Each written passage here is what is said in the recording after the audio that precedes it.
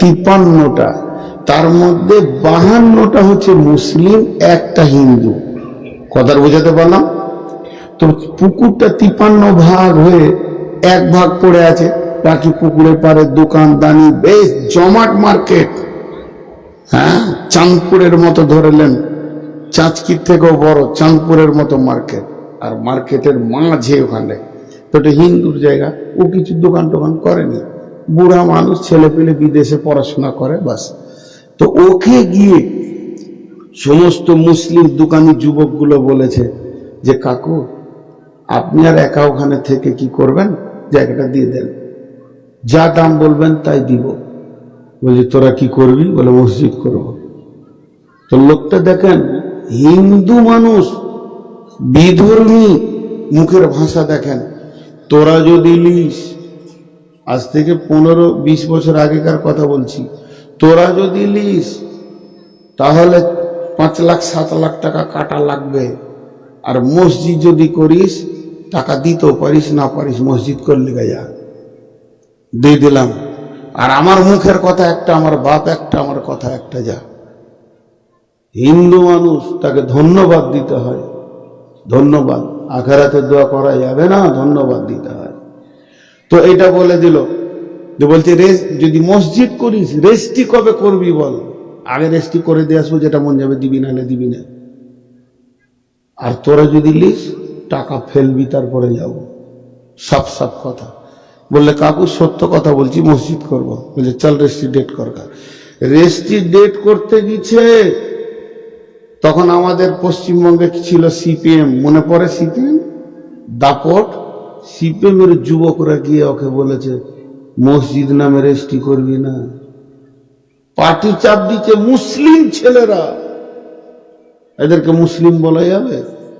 8-10টা যুবক জটা গেছে, একটা হিন্দু যায়নি। মুসলিমরা গিয়ে বলছে, চাপ দিচ্ছে যে খাওয়া দাওয়া হতে দিবি না। তখন ওই বলেছে মুরব্বী যে আমি জবান দিয়েছি মসজিদ, আমি মসজিদ নামেই রেস্টি করবো, তোরা যা পারবি করলিবি। আমার রেস্টি হয়ে গেল। এবার যুবকরা মসজিদ করতে যাবে, এরা মোটামুটি বলেছে যে শুক্রবার দোকান বন্ধ রাখবি, হে ওই দিন মসজিদটা করবো একটা চাটাই ফাটাই দিয়ে, যেটা দিয়ে আজান দিয়ে নামাজটা তো পড়ি, পরে পাকা হবে। গোটা এলাকার হিন্দু ছেলেদেরকে, এই মুসলমানের বাচ্চা প্রধান ছিল, ওর নামটা বলবো না, দুনিয়াতে আছে কিনা জানি না, সবাইকে তাপিয়ে দিল। এবার শুরু হয়ে গেল এরকম। শুরু হলো তো পঞ্চায়েতেও বসে থাকবে, আমাকে 10 মিনিট কথা বলতে হবে। ঘেরাও করেছে পঞ্চায়েতকে, হাজার হাজার ছেলে, হিন্দুরা কেউ নাই, সব মুসলিম। পঞ্চায়েতে নিয়ে গিয়ে আমাকে বারান্দায় দাঁড় করে একটা মাইক দিয়েছে, প্রধানকে 2টা কথা বলেন, আর মসজিদ কি 2 কথা বলেন। আর দুদিকে 2টা এরকম শকের বোমলে দাঁড়িয়ে আছে ছেলে। আমাকে বলছে আগে আমরা মরবো, তারপর আপনি মরবেন, কোনো ভয় নেই। 2-4 কথা বললাম, আমাকে সম্মানের সাথে বলে চলেন, হাই স্কুলের মাঠে নামাজ হবে। মাগরিবের নামাজ পড়লাম, বললো আপনি মসজিদ চলে যান, শুনতে পাবেন সকালে জানাজা পড়তে হবে আমাদের, না হলে মসজিদ হয়ে গেছে। সারা রাত লড়াই চলছে, এমন বোম ফুটছে এলাকার আর আওয়াজ। যখন গভীর রাত 2টা, এই 12:30, তখন সুশুভন ব্যানার্জি, আবার হিন্দু ডাক্তার, বোলপুরের নাম করে দিলাম, না করাটাই ঠিক ছিল। উনি রাতে গিয়ে সব ছেলেদেরকে বলছে, আয় রে আমি ডাক্তার সাহেব এসছি, আয়, কংগ্রেসের নেতা, আয়। এলো সবাই, কি হয়েছে তোদের, মসজিদ করবি? বলে হ্যাঁ। তোদের এখান থেকে মসজিদ কত দূরে আছে? বলে স্যার আমাদের যেটা সব থেকে কাছে মসজিদ 1.5 কিলোমিটার, বাজারে একটাও মসজিদ নাই। বলে না। সমস্ত পুলিশকে বলে ভাগ, আর্মি ভাগ। এতটা দাপট ছিল। আর বলে আমি দাঁড়িয়ে আছি, মসজিদ কর। কার বাবার ক্ষমতা আছে সে আটকে দেবে। উনি দাঁড়িয়ে থেকে চারদিকে খালি 4টা বাঁশের চটচট করে গেড়ে দিয়ে, একটা চারটিকে পাটিকে তিরপলকে ঘুরিয়ে দিয়ে ফজরের আজান হয়ে গেল। আজ সেই মসজিদটা 2 তলা, আলহামদুলিল্লাহ। তা আল্লাহ এই জন্য বলছেন, মসজিদ যদি বানাবি, কখনো কখনো এমন পরিস্থিতি এসে যাবে, ওয়ালাম ইয়াখশা ইল্লাল্লাহ, বুকের তাজা রক্ত দিয়ে দিবি, পেছবি না, ঘরটা আমার ভয় করবি তো আমাকে করবি, বেঈমানদেরকে ভয় করবি না। আল্লাহ বলেন ইন্নামা ইয়ামুরু মাসাজিদাল্লাহি মান আমানা বিল্লাহি ওয়াল ইয়াউমিল আখিরি ওয়া আকামাস সালাতা ওয়া আতাজ যাকাতা ওয়া লাম ইয়াখশা ইল্লাল্লাহ। মসজিদের দেখভাল করবে কে?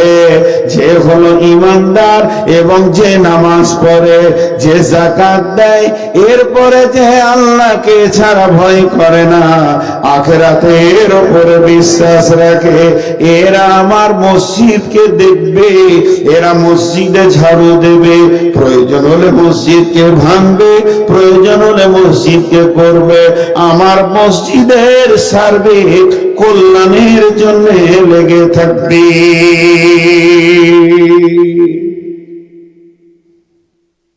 বুঝাতে পারলাম? দাঁড়ান, এত তাদের পালাইলে হবে? উপায় নাই। সভাপতি খুব কপালে যাদের খারাপই তারা, একটা বক্তা 2 ঘন্টা কেটে পড়ে, 1.5 ঘন্টা 10, আর সভাপতি বসেই দেয়। ওই জন্য আমি স্টেজে কাউকে খেতে দিই না চা, আর নিজেও খাই না, কিন্তু সভাপতিকে দিই। কেন বলেন তো? ওর কষ্ট বেশি। কষ্ট বেশি না? আর কারো মন গেল কিছু করলে। তো এইগুলো জিনিস খেয়াল করতে হবে। খুব গুরুত্বপূর্ণ কথা হচ্ছে। আর 2-4টি কথা বলে ছেড়ে দিব। ফরমান আলী, আজকে ক তারিখ চলছে? 15, আর 5 মিনিট আছে, 16 তারিখ ঢুকে যাবে। 16 তারিখে আমার জালসা হচ্ছে নদিয়ায়। এখানে কেন বকবো নাজি? এরপরে চলেন, অসুবিধা হলে যান, এমনি বললাম। আল্লাহ তাবারাক ওয়া তাআলার নবী কি বলছেন? মসজিদ কত মহব্বতের জিনিস, হৃদয়ের মহব্বতের জিনিস, হৃদয় দিয়ে ভালোবাসার জিনিস। পৃথিবীতে ব্যবসাকে প্রেম করেছি, জমিকে প্রেম করেছি, দোকানকে প্রেম করেছি, বিবি ছেলে মেয়েও যেমন প্রেম করেছি, বাগানটাও আমার মহব্বতের বাগান। এই গাছটা আমার ভালো আম দেয়, গাছটাকে দেখলে আমার কলিজা ঠান্ডা হয়ে যায়। এইভাবে আমাদের প্রেমগুলো বন্টন করা আছে, প্রেমগুলো ভাগ করা আছে। সমস্ত প্রেমগুলো গুটিয়ে দেন, জমা করে দেন। একটা ঘর আছে, ওটাকে হৃদয় দিয়ে ভালোবাসেন। ওই ঘরটা যদি হৃদয়ে থাকে, ওই ঘরটা যদি মনে থাকে, আর নিজের মনটা যদি ঘরে গিয়ে পড়ে থাকে, লাভটা কি হবে? আল্লাহর নবী বলছেন, হযরত আবু হুরায়রা বর্ণনা করছেন, ইদিল্লাহুল্লাহু ফি দিল্লিহি ইয়াউমুল লা দিল্লা ইল্লা দিল্লুহু। এমন একটা দিন আসবে যেটা কিয়ামতের দিন, যেদিন কোন ছায়া থাকবে না, যেদিন মানুষ ত্রাহি ত্রাহি করবে, যেদিন মানুষ পানি পাবে না। সেই দিন বন্ধুরে একটু কষ্ট বুঝতে পারবে না।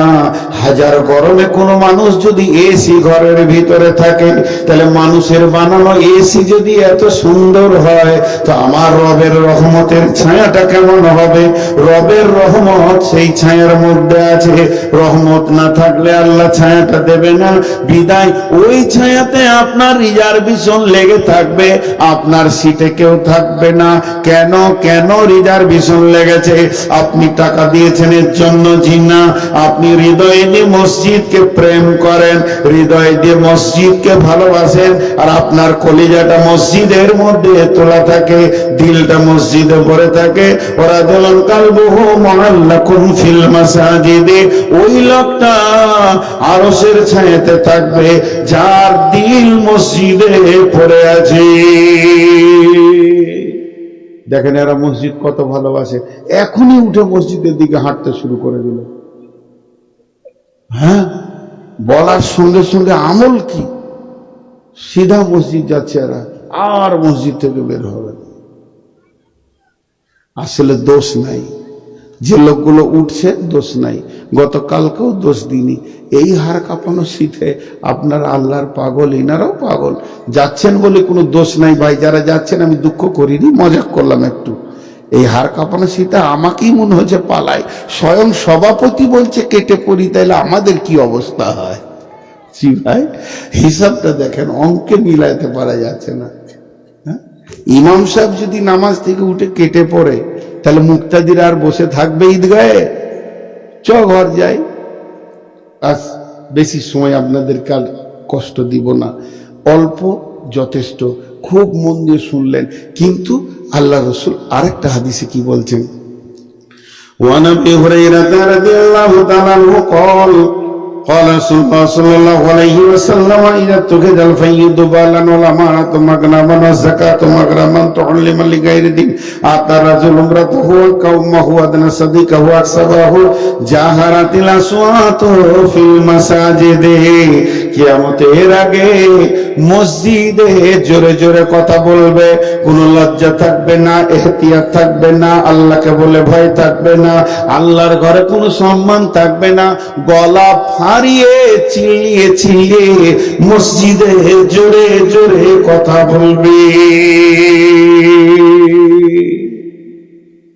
জি ভাই, হচ্ছে কি হচ্ছে না? মসজিদে মনে হচ্ছে হাট লেগে গেছে। আবার ওই লোকটাকে আপনি ডাক্তারখানা পাঠান, তোর বিবি রাস্তায় বলতে বলতে গেছে, আমি মেয়ে মানুষ, বেশি কথা ডাক্তারকে বলবো না, তুমি বলিও আমার ঘাড়ে লাগছে, পেটে লাগছে, আর মাথাটা খালি ঘুরছে। তখনও ডাক্তারখানায় গিয়ে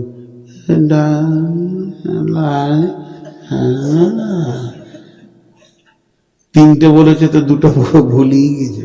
ওর বিবি বলছে, বললে না ডাক্তারকে দেখে ভয় লাগছে, কোনটা বলবো কোনটা।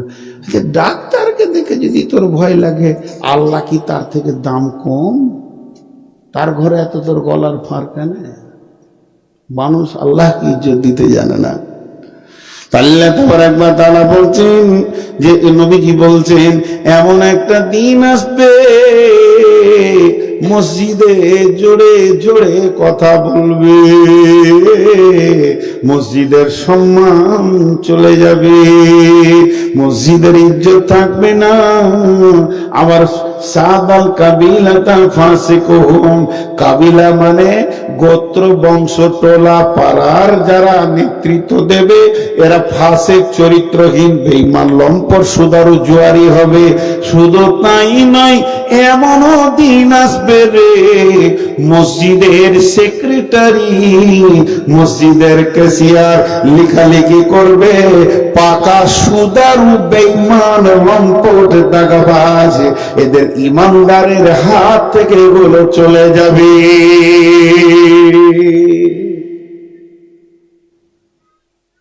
আর বলবো না।